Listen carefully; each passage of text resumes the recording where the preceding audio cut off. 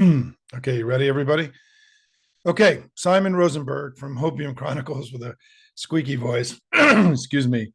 It is that time of year, campaign voice. We're in the home stretch here, folks. And my basic message to everyone is that we should feel good about where we are. We're winning the election, but we have not won it yet. And we need to go work as hard as we can over these next 3 weeks to go make this the election that we all want it to be. I am optimistic that we have far more capacity to do that than they do because we have more money, we have more volunteers, we have a far superior ground game, and we have all of you. And all of you have been bringing it in election after election for years now, pushing our performance to the upper end of what's possible. And it's one of the central reasons we keep doing so much better than everybody thinks we're going to do, is because we have the greatest grassroots army that's ever been assembled. And so it's really critical now that however you do, right, however it is that you do and help, being an information warrior, canvassing, phone banking, texting, postcarding, all the things that we all do. I know I'm leaving one out. Phone banking, right? Whatever it is, you got to do more of it, and donating. And we are raising money continually on Hopium as well, but there are many other places to give. Whatever you're going to do, you got to do as much as you possibly can, because if the way that we win this election is that we go win it together. We do the work to move this election from being a close election to an election where we win. And that's where I really think we are. Whatever your analogy is, that we're up 3-2 in the seventh inning, or we're up by 2 baskets at the end of the third quarter, or we're up by a touchdown or a field goal in the end of the third quarter of a football game. Whatever your analogy is, to understand that we're ahead now, and that if we close strong, we can win. That's where I think the election is. But it's really close, and let's go through that. Polling, I just want to be very clear to everybody that the polling has been remarkably consistent since the debate. Kamala Harris has been up 2, 3, 4 points. 538's average has barely moved during all this time. This notion that things are slipping away from us or that they're going negative is wrong. That is wrong, right? I know that it's in the ether. It's being put there by Republicans and people cherry picking polls. The polling has been actually remarkably stable and consistent now for a month, remarkably so. Of course, there are going to be polls like the NBC poll the other day showing us down, moving down, right? Of course there is. There's dozens and dozens and dozens of polls. They can't all be positive and say the same thing. It's just not the way statistics work, right? But what we saw today was 2 very high quality pollsters, TIP, which is now doing a daily track, and Marist, showed Kamala Harris gaining ground, right? She gained in the TIP tracking poll 1 point since yesterday. She gained 3 points in the Marist poll. She was up 4 in the TIP poll, 5 in the Marist poll. The Economist YouGov poll, which is a high quality weekly tracking poll that's actually been running a little bit Republican this year, came in this week she was up 4, 49, 45. It's almost all the same data, by the way. And she didn't lose any ground. And so the polling in the New York Times, right, which is a poll that has spooked us and scared us for the last year and a half, the last national track had her gaining 4 points and being up, by 4 in the election just a few days ago, right? So we are, in my view, where we are now is that we are ahead by 2, 3, 4 points, probably closer to 3 to 4 in the national popular vote. And we're closer to 270 in the battleground states. And and if you look at 538 again, the way I look at 538 is I add about a point to all the averages for Democrats because of the sheer number and volume of the Republican polls in the averages now. And she is ahead in Michigan, Pennsylvania, Wisconsin, and Nevada, and we are tied in North Carolina in 538. We are closer to 270 than they are. There isn't really a map by fair-minded people who are looking at this election right now that show Donald Trump leading or ahead in the Electoral College or in the national popular vote. There's only been one poll taken since the debate showing him ahead nationally, only one out of dozens and dozens and dozens of polls. So in my view, where we are now is that we have a modest lead, but it's been stable. And this idea that the election is fundamentally changing or there's been some kind of change, it's not true. It just simply isn't true. It's the normal bounce of polling, right? Polling bounces around. It's the nature of the game. but it's been bouncing around in a very narrow band, unusually so in my view, in this election. But I also want to say that the reason that I think that we should be happy with that data, as close as it is we just have a stronger capacity to close strong. I mean, we have a better capacity to close strong than they do. We're going to be putting more ads on the air. We're going to be, our volunteers are going to be contacting voters. Anderson Clayton just texted me a few minutes ago from North Carolina. They've now knocked on 900,000 doors in North Carolina in the last few months. It's incredible, right?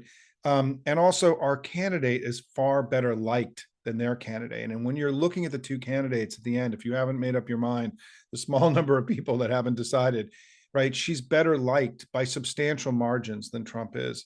And she's far more likable as well, which means that as people see her in these final few weeks and making up their mind, they're far more likely to go for her because of her higher favorability ratings, which have been among the highest of a candidate in recent times, by the way.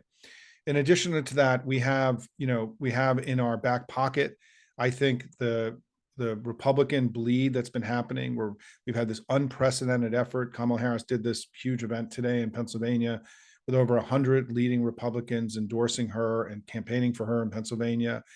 There's an unprecedented effort to get Republicans to not vote for Trump, the Never MAGA, the Never Trumpers, the Haley voters, which I think is, again, going to be potentially very significant. And the early vote is a sign of our organizational strength and intensity. The early vote is performing better for us than it is for them.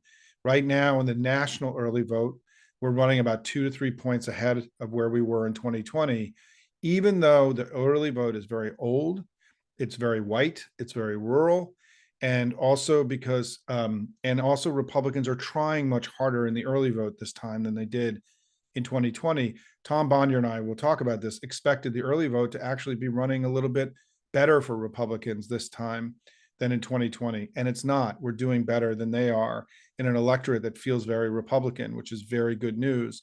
And in the battleground, the 7 battleground states where we have data, and we only really have lots of data so far from Pennsylvania, Michigan, and Wisconsin, is that we're running ahead of 2020 in those 3 battleground states. We're doing particularly well in Michigan.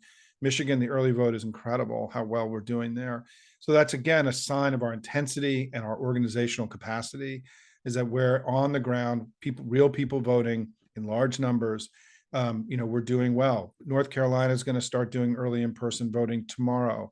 Georgia began yesterday, and there's been a very heavy vote. And I don't know that we feel like we have a real handle on how that vote is coming down so far. I'll let Tom address that. He may have some data, but on his site, they haven't really got ingested, as they call it, the Georgia data yet. The other thing that I think has been very important is that Kamala Harris is closing strong as a candidate.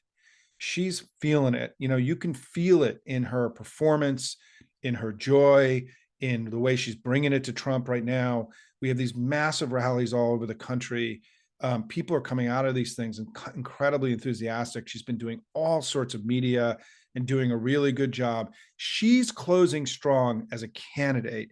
She's got a strong argument about freedom and opportunity and the promise of America, all the things that we've been hearing. And it's working and it's resonating. I've been around a lot of candidates for a long time. And she's closing strong, coming together, raising her game. She's bringing it here at the end. And Donald Trump is unfit, unwell, and unraveling. I mean, his performance in public events in the last few days have been the worst of the entire campaign. She's been raising this now repeatedly about his fitness for office and his mental acuity, the sort of the term we use for this, right? Or his decline, his diminishment, or as I like to say, the fact that he's batshit crazy and an extremist, whatever the words are. This stuff is now becoming salient. I know from talking to people who've been doing focus groups in recent weeks that people in focus groups are volunteering at worry and concern about his fitness for office and his mental acuity. This is not something that we are by ourselves trying to put this into the electorate. People are asking about it. I mean, braising it in these focus groups on their own. And so I just want to say that when I look at all this and have looked at our strong overperformance as a party since Dobbs, Donald Trump won in 2016 only with the help of Russia and James Comey. He was not going to win the election unless both of those things happened. The polls weren't wrong. They were changed at the end by James Comey's intervention in the election, the FBI. We then won in 2018. We won in 2020. We overperformed everyone's expectations in 2022. We did the same thing again in 2023. In 2024, we have that strong performance in the New York special election and also special elections all across the country. Donald Trump underperformed his public polling in 19 out of 20 states in the Republican primary. And it's my view that since that Dobbs changed everything in American politics. We became far more intense and energetic, and we raised more money. Our campaigns have more money than they've ever had. We have the most muscular, robust campaigns that allow us to control the information environment and push our performance to the upper end of what's possible again and again and again. And what they've had is struggle. I think a chunk of the Republican Party became loosened from the Republican Party with Dobbs, and they've struggled to bring their coalition back together again and again and again. It's what happened in 2022 in the battlegrounds, these same battlegrounds that we're fighting in now. It's what happened in 2023. It's what's happened in early 2024. And in my view, it's the more likely scenario about what happens in the next 3 weeks than us reverting back to the Trump overperformance that we saw in 2020. And so I look at all this as somebody who's been doing this a long time, and I would just simply say that I would much rather be us than them. I think it is far more likely that we win this election. But that's really up to us. I mean, as Kamala Harris told us a few weeks ago that Joe Biden didn't pass the baton to her, he passed it to all of us. And now it's my urge to all of you is to help drive the early vote, to win this election in the early vote, and to go through that, the importance of the early vote again. And I know Tom will be joining us in just a minute, and let me make sure he's not trying to get in here.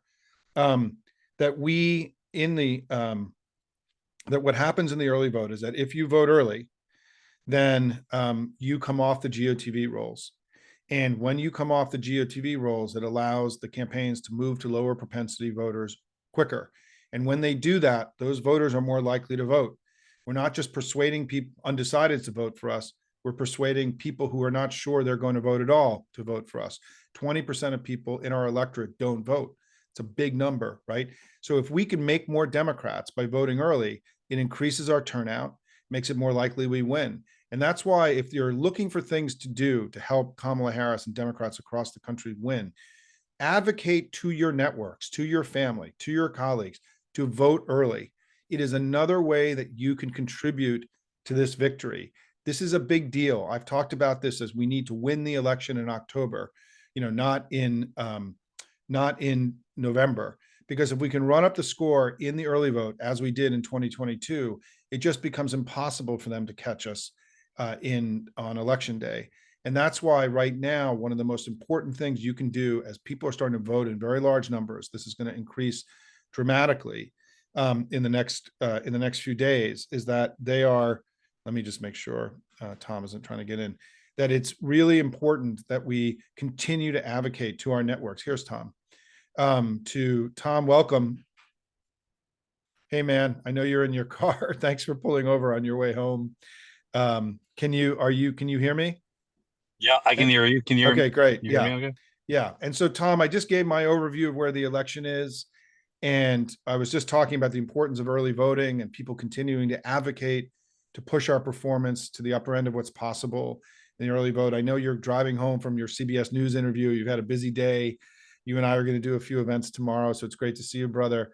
I thought what would be helpful for folks, we got about a half an hour, is for you to talk about our theory of the 4 bits of intensity, and then apply it to what you're seeing in 2024. I think I left sort of that space for you to cover in our tag team here. So welcome, and take it away, Tom. Yeah, and first of all, to make it clear to everyone, I'm not driving. While I'm behind the wheel, I pulled over. I did not want to miss joining the Hopium community tonight. Y'all always fire me up. So great to be here with everyone. Yeah, when you think of those indicators that we relied on so heavily 2 years ago, when we were sharing with this community and really with everyone, why we believe there wasn't a red wave election is Simon has really led the way with this analysis and making sure that people understand it. over the course of this year, I think it's helpful to have this opportunity to sort of talk about where we see those things now. I'll focus primarily on the voter registration data and the early vote data if we can, because I know, Simon, you talked a lot with this community about about polling and so on. the polling, the special election results, those sorts of things. I think everyone's clear. And, my take on the polling is, in the end, it's not going to tell us anything that we don't already know, which is, if we're ranking probabilities of outcomes, a close election is the most probable outcome. And so let's act accordingly. And why I love the other data, specifically the early vote data and the voter registration data, is because it fills in the gaps that the polling leaves us. The polling doesn't tell us who's going to vote. It tells us a little bit about how groups are going to vote. But we've seen weird things in the polls with likely voter models, and it depends on what the pollster thinks. I think this community is all very well aware of that by now. And so finally, we have this very rich data set. We have to remember that in 2020, over 100 million Americans cast a ballot before Election Day, 64% of the electorate. Now, we don't believe it'll be that large of a share of the electorate this time around, but it's going to be many tens of millions of Americans will vote before Election Day. I would estimate at least 75 to 80 million votes. It's an incredibly rich data set. And to the extent that the polling has left us with questions, the primary question being the relative intensity between the two parties, but I think there are some other elements of this too that we can dig into. These data sets are beginning to answer those questions. And so let me back up to the voter registration real quick first, because we talked about it a little bit with this community, but to me, that's some of the most powerful data. We all saw and felt and experienced the change in this race after July 21st, just in terms of intensity and enthusiasm. And what we sought to do was to quantify that.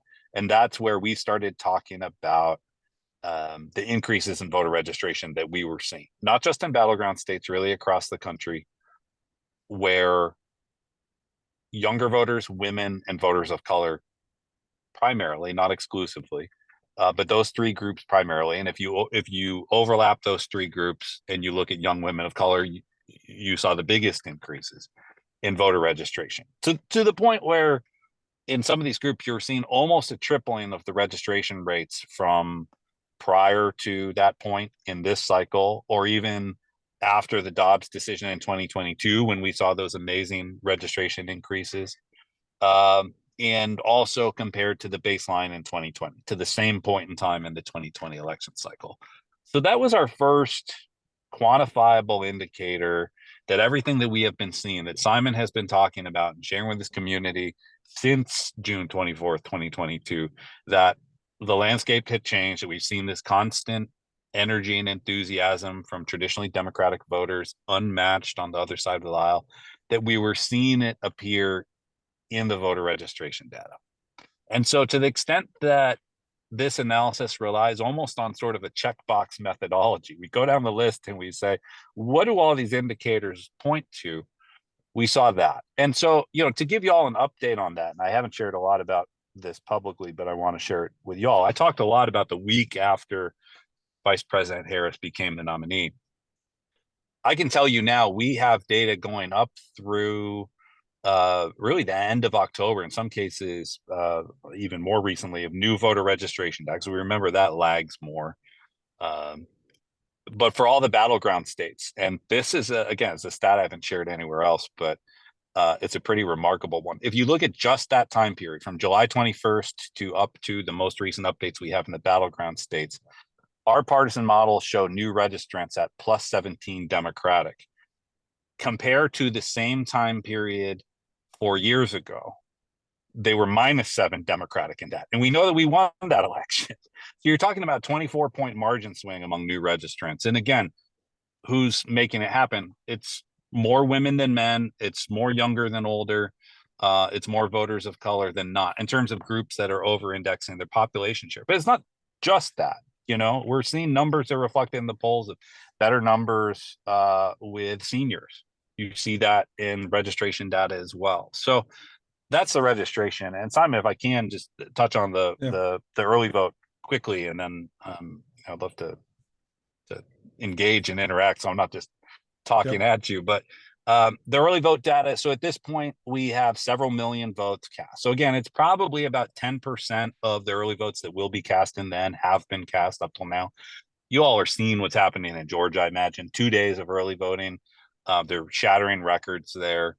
Um, high level takeaways going into the early vote, we anticipated that you would see a fairly substantial shuffling of the deck in terms of partisanship for three broad reasons. One, changing ballot access. Georgia is a great example. They mailed everyone a ballot 4 years ago. That's not happening this time. They still have fairly accessible voting, but that's just one example of how it's changed. Michigan, they had early in person. It's different. Two, we anticipate that, like I said, we go from 64% of ballots cast before election day to who knows, maybe 50%, maybe somewhere in between. Well, who are the people who are most likely to have cast a ballot before election day and pivot back to election day voting this year? It's overwhelmingly going to be younger voters. So we have to consider that, which should mean that the early vote should look more Republican than it did 4 years ago.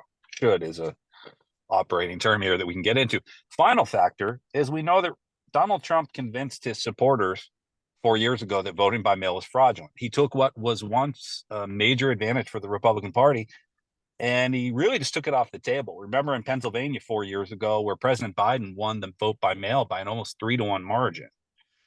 Republicans recognized that was a major liability, a major problem. And so they've been working hard to change that since then. They've gotten Donald Trump mildly on message on that, as much as he possibly can be on message, where every now and then he would tweet encouraging people to vote however they can. And so you have seen some of that happen. In Pennsylvania, they've seen about a 6-point increase in their share. But what's happening is they're really converting election day voters. As Simon has shared with this group, that's not unimportant. They're removing targets. But the fact is there's still almost a 3-1 advantage in Pennsylvania for Democrats among these early voters. So I can't imagine that Republicans are looking at these numbers and feeling super excited at the moment. Again, the early vote is older. If I can share a couple tidbits with the stats, and then I'll stop talking for a moment. But interesting things to me, Michigan, seeing massive increases in the Black share of the early vote relative to 2020. I did not expect to see that, honestly. Again, I thought Republicans would do a better job getting their voters out. You're not seeing it there. Perhaps I shouldn't be surprised when the president denigrates the cultural center of Detroit. Speaking to someone who is married to someone who grew up just outside Detroit, you just don't mess with Detroit. And we've seen the turnout there, and the overwhelmingly biggest increases are coming from older Black women there, which is something to keep an eye on. We're seeing big gender gaps still across the battlegrounds of more women voting, reminding us that we are in this post-Dobbs environment, in case anyone has forgotten. And we get the question a lot, is that reflected in the polling? Generally, to the extent that we have any transparency on these likely voter models, the answer is generally no. The assumptions that they're making, including New York Times Siena polls, is generally to take the 2020 environment, adjust for population changes, and throw it out there, and that's what they think things are going to look like. It's a very safe and cautious approach to things, but what we do know is that the environment has changed dramatically. And so I'll stop there because, again, those indicators that Simon and I have been talking about for the last 2 years, we wanted to share that with this group, that when you look at those different check boxes along the way, they look good. Democrats are checking those boxes. It's still consistent with a most likely outcome of a close election. It doesn't necessarily mean that that's exactly what will happen. But if I can borrow your term, Simon, looking at all this data, I'd rather be us than them. Well, and Tom, what's interesting is that the Republicans spin everything, and there is no attempt to spin the early vote as being positive for them. There's nothing. I mean, Trump said it yesterday in this sort of offhanded way, but I talk to reporters every day, and so I know what they're telling people. And I have not gotten there is no indication anywhere that they're saying, hey, we're really pleased with these early vote results that we're getting, because they're not. And what I said, Tom, before you came on, was I haven't really, on the Hopium site, I haven't really been going into huge detail about what we're seeing, because for two reasons. One is it's different from 2020 and 2022. This is your point. Like, this is going to be a different early vote electorate, and I'm being very cautious because I want more vote to come in for me to feel like some of these trends that I'm seeing are real and sustainable, and not something that I'm going to overcommit early and then regret, earlier. So I'm being very conservative. But what is amazing, what I said before you came on, and this is the thing I was really reflecting on today, is the early vote electorate right now is very old. It's much older. It's much more rural. It's much more. What was the other thing? It's an electorate. It's much wider, right, than it was 4 years ago. So if you just take that, you would assume that the electorate would be more Republican this time, and it's not. And one of the reasons why, and this is not something I've really written about, is where there has been a big surge from 2020 has been with older Democrats, prime voters, the people that we have been targeting through our Vote on Day One program. There is a clear, demonstrable surge of older Democrats voting at much higher levels than they voted 4 years ago at this same time. And that's really what's propelling us, around the country. And because I will tell you, as Tom said, I just want to put an exclamation point on this, because I haven't really written about this much, but I spent time getting ready for this tonight, is that it is incredible that they're not ahead of us in the early vote right now, nationally, because of what Tom said. And because this other thing, and I'm going to start putting this in as a disclaimer, is that we believe that some percentage of our vote has moved into independent, because young people have been registering in much higher levels at independent. So that in that independent vote is more Democratic this time than it was. In all likelihood, it will be more Democratic this time than it was 4 years ago. We also know we're going to get a higher share of Republicans in most places than we did 4 years ago. And so even just within the data we have, it's older, it's wider, it's more rural. Some of our vote is going to come from Republicans and from independents. Therefore, you would assume that we would be underneath 2020, but we're not. We're over 2020, not by a lot, but we're really high. We're 14 points in the 7 battleground states right now. We're running 14 points higher than 2020 in the early data that you have. And that's without a lot of data in the 4 Sunbelt states, right? It's mostly in the northern states. But all of this is the bottom line, everybody, is that it's encouraging. It doesn't predict anything. It doesn't mean we're going to win in the way that polls can't predict anything. But this kind of overperformance, Tom and I spent time, Tom even briefed the campaign about the fact they had to start preparing reporters for us to come underneath our 2020 numbers and for it not to be seen as being bad. So we're very pleased with what we're seeing right now. And again, the indication that they are worried is that they're not even trying to spin this data at this point. They're not making any effort to cherry pick stuff and claim the stuff is going well. This is what we should be seeing. The reason the data is coming in the way we thought it, that we hoped, was that we have this superiority on the ground. We have more ads up in the air. We have a more likable candidate as people are checking in. And as Tom mentioned, one of the other big things that I need to talk about, Tom, more, is that young people do vote very late, right? And that in 2020, they voted more by mail, they voted earlier. So the electorate is older right now, and we're still ahead and from where we were in an election that we won, right? So, this, again, none of this predicts the future. Anything can happen. Elections can change. 2016 changed at the end.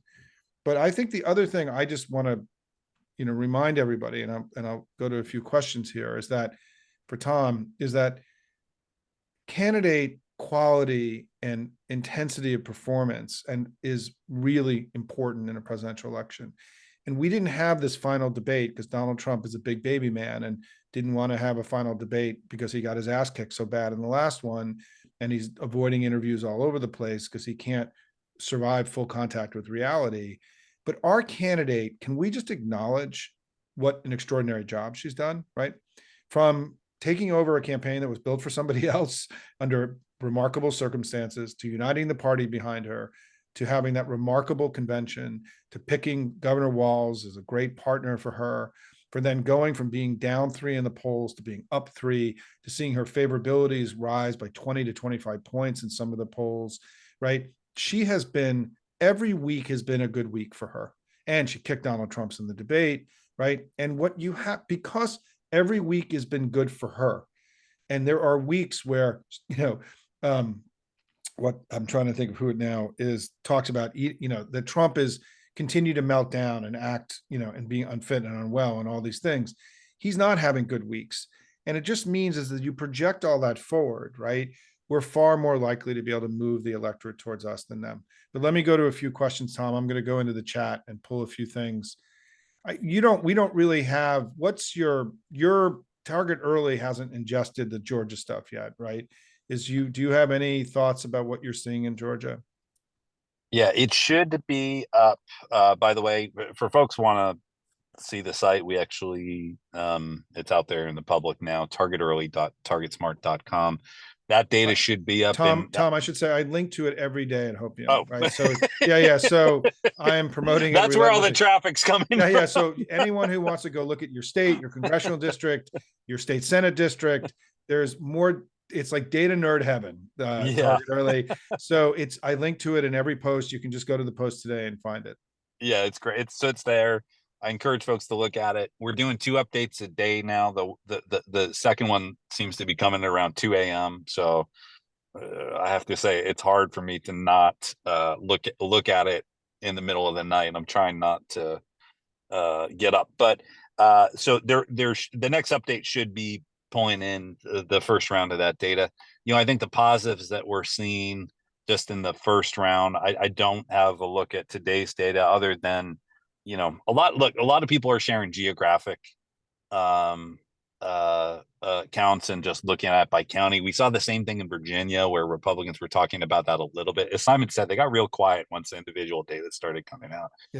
In these cases. And so the biggest thing to me that actually surprised me in the first day of the voting there that was really opposite the spin is that the white vote share has dropped by almost 2 points relative to the same point 2020.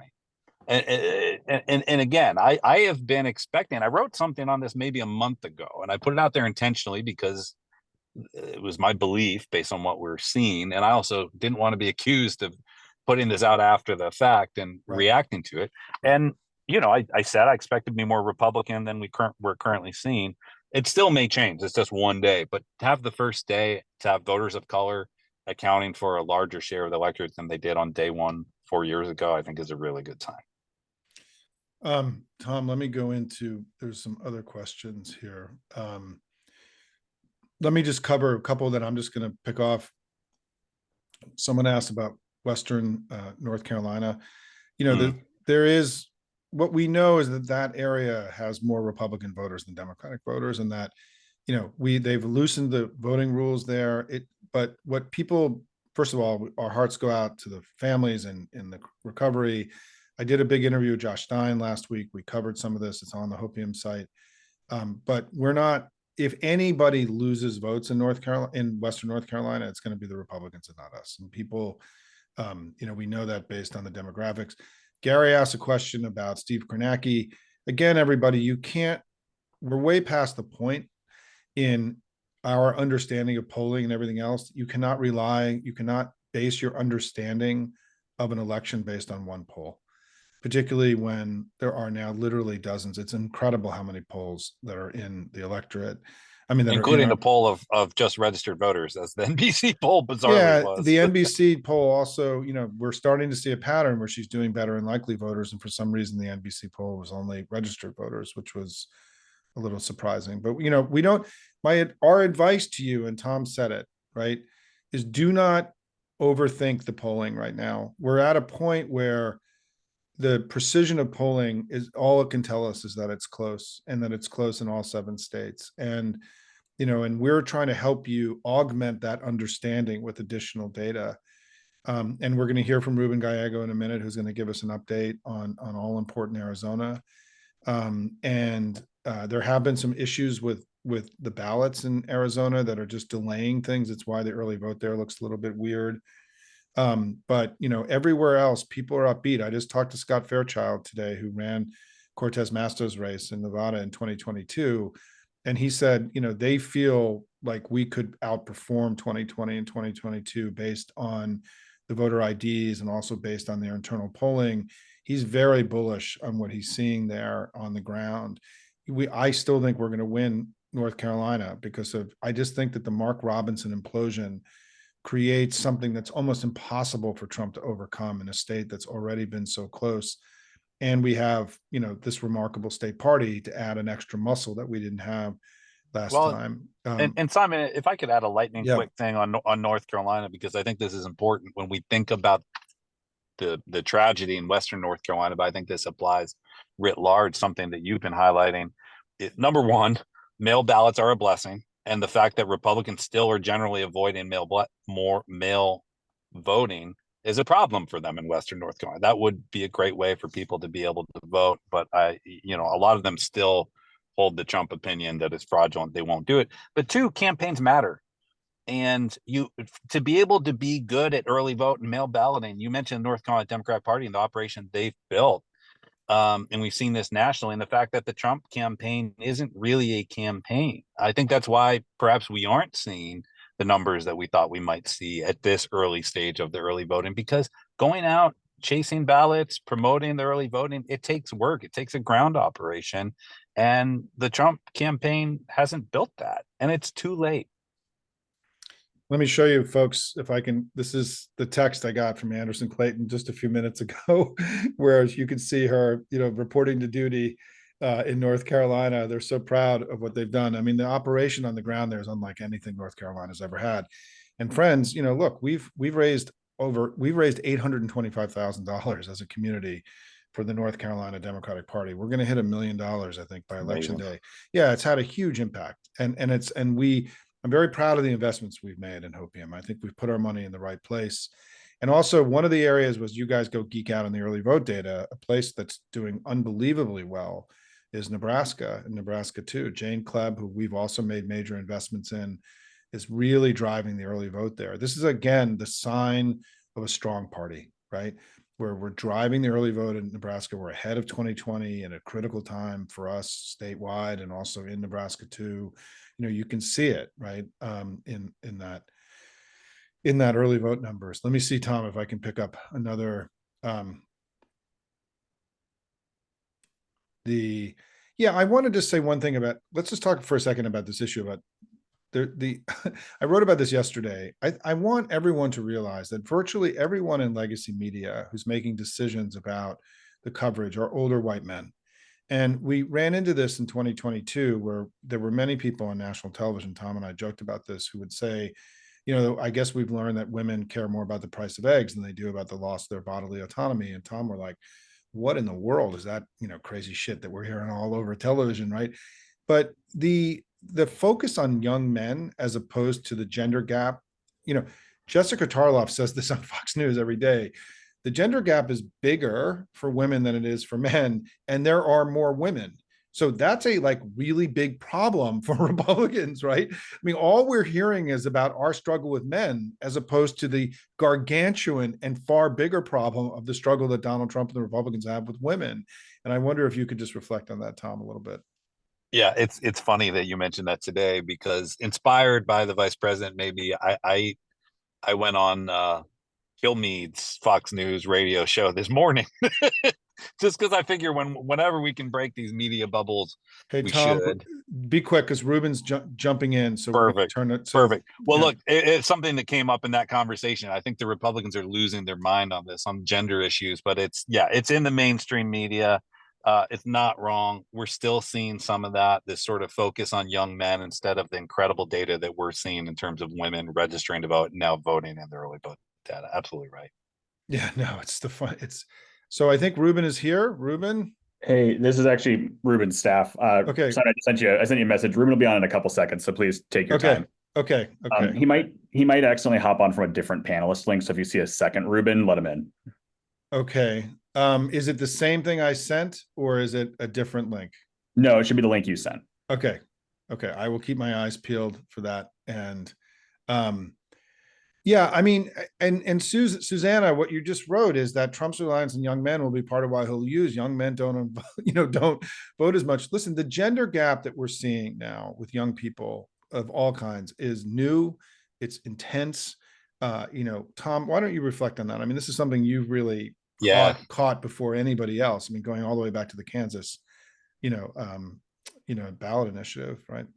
Yeah, well, it's important, and that is an interesting dynamic that Trump is relying on what is probably the lowest propensity group at this point. These young, overwhelmingly white men. There is no sign of them being politically engaged. When we look at the voter registration data, we see no increases from them. When we look at these special elections, they're not coming out. But for some reason, people have convinced themselves that this young man support that Trump has is going to be the ace card up his sleeve. I don't see it. While we have seen these incredible numbers from young women, I'll repeat this stat a million times, but the fact that young women in an August election in 2022 in Kansas, the first test, the electoral test of the Dobbs decision, they voted at a higher rate than all men in Kansas in that election.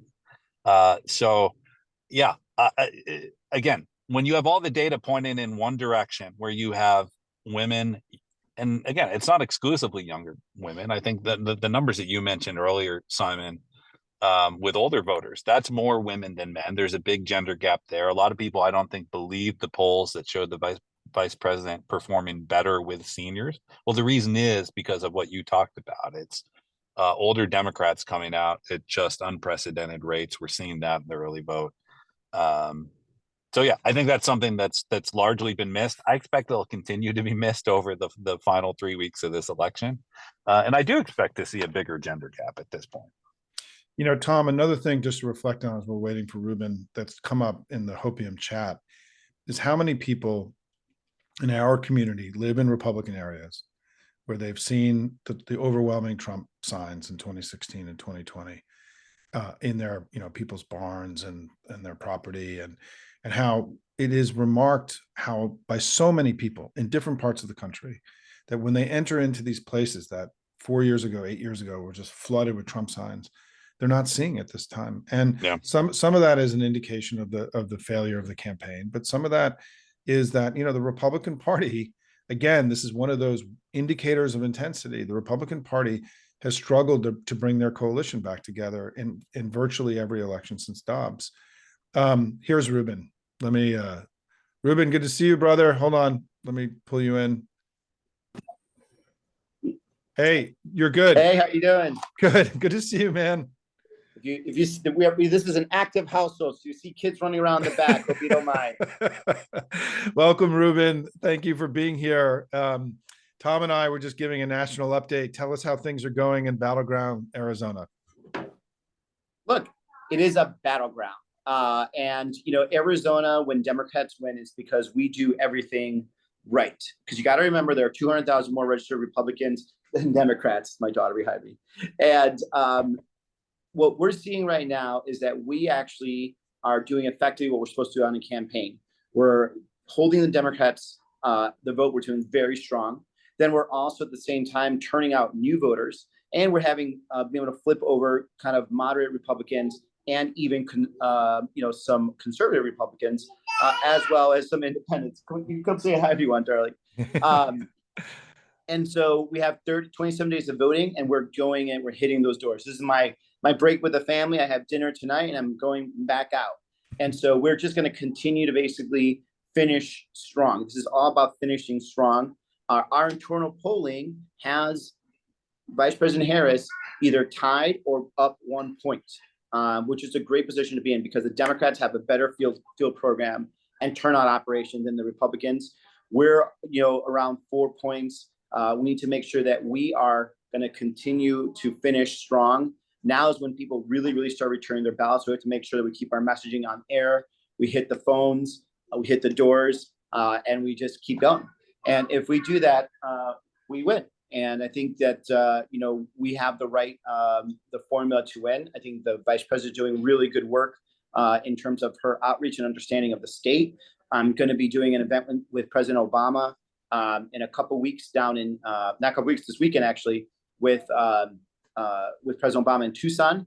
I've done an event with Governor Walz recently. I'm going to do an event with President Clinton soon. So there is a lot of momentum here that I feel is really going in the right direction. We just have to make sure we put our foot on the pedal and keep going, and do not listen to these polls. They're going to try to absolutely take the wind and spirit out of us. We are absolutely winning the day right now. If we keep going, we will win. I think someone asked about the Abortion Access Initiative. It's winning right now at 60%. If we keep on doing it, we keep on pushing on abortion rights, I think we're going to be able to get both me as well as the vice president over. Plus, I think we could also win 2 potential House seats. Ruben, talk a little bit about the Latino vote. You know this better than anybody in the state. Give us your on the ground take on what's happening. Look, I think the Latino vote, like many other places, was swinging a little away from us under Biden. What we've seen with Vice President Harris is that gap has closed. She's almost doing as well as I am doing with Latinos. The only thing she could do better is if she was a Latino male veteran that spoke fluent Spanish, right? So this is just not going to happen, right? But where she is right now, she is doing very well, especially with Latinas. I think she has to continue making the investments in there, and I think she's going to hit the numbers that she needs to hit with Latinos. Now, we're making every effort to make sure that we reach out to them in different ways. I swear to God, this is normal. I'm not trying to get you guys. I know we're making her a star, Ruben. We're making her a star. But what happens is Latino males are actually also extremely out of reach and contact from the normal political channels. So we've been doing boxing watch parties. We've been doing soccer matches. We've been doing concerts, taco trucks. We've done carne asadas. So we're doing everything we're supposed to do to make sure. Come on, baby. You want to say hi? You want to say hi? Everyone's saying hi to you. Come over here. Venga. No? Okay. So we're doing everything we're supposed to be doing to really also make sure that we're not just capturing the average Latino voter. We're actually trying to capture surge Latino voter too. That's also Michael behind me. As I told you, this is an active house. It's one of the first nice days. So many houses. Okay, buddy. Hello, Michael. Hey. Oh, you've seen him a lot of times. Yeah. So yeah, we're so we're doing everything we can to make sure that we're not just reaching your consistent Latino voter, that we're talking to the surge Latino voter, the newly registrant, the first person that's involved and interested in politics. And then we're also making sure that we're helping out with Latino voters too. Like with Native American voters. That's another X factor people don't understand about Arizona. They're 4% of the voting population and they vote Democratic. So it's important that we actually get them out. But we also make sure that we don't just get them out, that we increase their turnout, because a lot of times they'll have 50% turnout versus you could totally get them to like 60, 70%. So for example, just a couple of days ago, I went and hiked down to the bottom of the Grand Canyon to meet with the Havasupai tribe of Arizona. From what we understand, we may be the first candidate ever to visit them and ask for their support. And it's part of my effort to go to all 22 federally recognized tribes to actually show that I'm interested, that I want to work with them, and that I'm showing them respect. And it was a very amazing experience. And my legs still hurt, but we really made a real effort to actually reach out to them. And I think it's going to have a lot of return on investment when it comes to election day. So with that, I don't know if you have any more. You guys have more questions? I'd love to. Yeah, and let me just make one pitch for you, Ruben. Folks, we've raised $480,000 for Ruben. The goal tonight is to get us to 500,000. And please. So I know that was the goal I made. That was the commitment I made to your staff, by the way. Thank you. We've taken in about 15,000 today so far, but we got 20,000 to go. And I want to keep going in Arizona. I want to make everybody aware that, part of our strategy here was that we always felt that Michigan, Pennsylvania, Wisconsin, that the campaign could handle that. But the places that were still new to us, that we still haven't been winning regularly or had not won recently, were places like Arizona and North Carolina, right? Which is where or Nebraska, where we've made our big investments and put the community behind all together. And so thank you all for being part of this. I'm really proud. We've also raised, Ruben, just so you know, both in Arizona 1 and in Arizona 6, we're about $250,000 to $300,000 into right. those races, in addition to your race. And so we've been heavy into these House races as well. Can you talk for 1 second about the state legislative, the fight for the control of the state legislature? Because I think that may be of interest to people, given how your state has exported more extremism and more extremists than virtually any other in the country, right? We've exported them. We're also the ones that retired them. Remember that, right? I want to make sure, like, Arizona Democrats, we're really good about fighting and knowing how to fight extremists. As a matter of fact, and also to give credit to Republicans, there's a lot of kind of normal, traditional Republicans that have been teaming up in Arizona to defeat some of the most extremist Republicans. But in the swing states, in the swing districts, they're all kind of stacked on each other. So the swing district for congressional districts also have the swing legislative districts within them. And how we perform, my campaign, the Harris campaign, within those districts determines the outcome of the whole state. So if we do well in those districts, then it swings for everybody, right? This is like the tide lifts all of these boats. So by helping Harris, myself, or those individual candidates, you're actually potentially swaying the legislative district races. And why that matters is because those districts are going to basically decide who's going to have the state Senate and state House. We only have 1 seat difference between the state House and state Senate in Arizona. And we haven't had control in 60 years. And the Republicans know that. They're trying to figure out every which way to keep control of state government by passing different initiatives and laws and constitutional amendments, because they know that the tide is turning on them. We have great candidates that are very well trained, but because right now they can't even get on TV because TV is so expensive. Giving them money directly so they could get on TV, cable at least, get out digital, that's going to be very, very helpful. But there is a force multiplier by giving to Arizona elections, because we have great potential tailwinds between up and down the ballot.